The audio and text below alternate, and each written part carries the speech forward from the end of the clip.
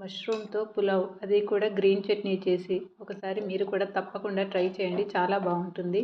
పులావ్ కోసం ఫ్రెష్గా తెల్లగా ఉన్న మష్రూమ్స్ని తీసుకోండి. పైన మచ్చలుండి నల్లగా ఉన్న మష్రూమ్స్ని అస్సలు యూస్ చేయకండి. ఇలా ఫ్రెష్గా తెల్లగా ఉండాలి. ఇప్పుడు ఈ మష్రూమ్స్ని మంచినీటితో 3-4 టైమ్స్ శుభ్రంగా కడుక్కోవాలి. వేడి నీళ్ళతో కడగడం, సాల్ట్ వేసి కడగడం అలాంటివి చేయకండి. మామూలు నీళ్ళతోటే 3-4 టైమ్స్ శుభ్రంగా కడుక్కోవాలి. మష్రూమ్స్ పైన కాస్త మురికిగా అనిపిస్తే చేతితో ఇలా రుద్దేస్తే లైట్గా పైన ఉన్న స్కిన్ కాస్త పోతుంది. ఇలా శుభ్రం చేసుకున్న మష్రూమ్స్ని ఇక్కడ చూపిస్తున్న విధంగా ఇలా చివర్లు స్టెమ్స్ కట్ చేసేసుకొని పెద్దగా ఉన్న వాటిని 2గా కట్ చేసుకోండి. చిన్నగా ఉంటే యాస్టీస్గా అలాగే ఉంచేసేయండి. ఇలా అన్నిటిని కూడా కట్ చేసుకొని వీటిని పక్కన పెట్టేసుకోవాలి.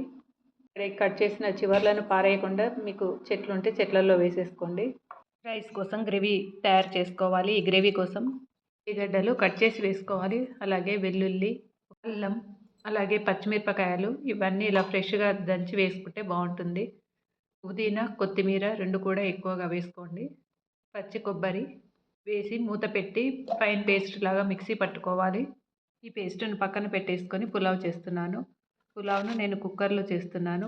కుక్కర్ తీసుకొని అందులో నూనె, కొద్దిగా జీలకర్ర, ఒక బిర్యానీ ఆకు వేసి సన్నగా కట్ చేసి పెట్టుకున్న ఉల్లిపాయలు వేసి కొద్దిగా సాల్ట్ వేసి ఇవి కాస్త కలర్ మారే వరకు వేయించుకోవాలి. ఇవి కాస్త లైట్ బ్రౌన్ కలర్లోకి వచ్చాక ఇందులో కాస్త పసుపు, అలాగే కారము చూసి వేసుకోండి. మనం పచ్చిమిర్చి వేసాం కదా పేస్టులో, అందుకే కారం చూసి వేసుకోండి. అలాగే ధనియాల పొడి ఇవన్నీ వేసేసి ఒకసారి అంతా మిక్స్ చేసుకోవాలి. ఇప్పుడు మిక్స్ చేసుకున్నాక ఇందులో నేను మెంతికూర వేస్తున్నాను. మెంతికూర ఆప్షనల్, ఉంటే వేసుకోండి.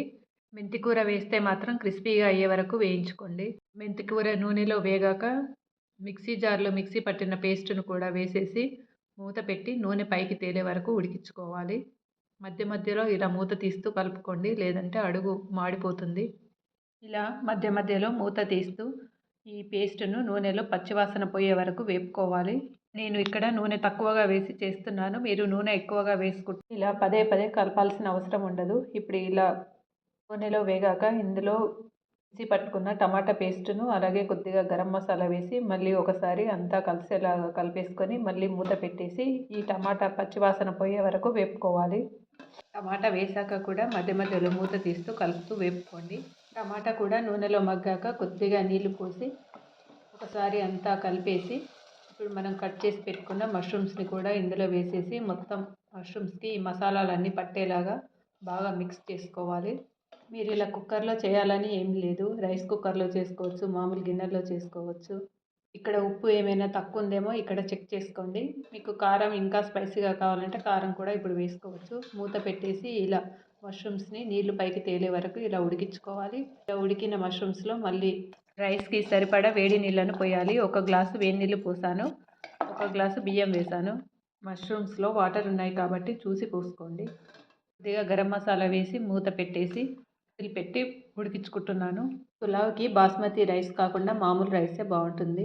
మీరు కొత్త బియ్యం వాడుకుంటే నానబెట్టాల్సిన పని లేదు. ఇలా డిఫరెంట్గా తొందరగా అయిపోయే మష్రూమ్ పులావ్ని మీరు కూడా తప్పకుండా ట్రై చేసి టేస్ట్ ఎలా వచ్చిందో నాకు కామెంట్ బాక్స్లో కామెంట్ చేయండి. Please like, share and subscribe my channel. Thank you.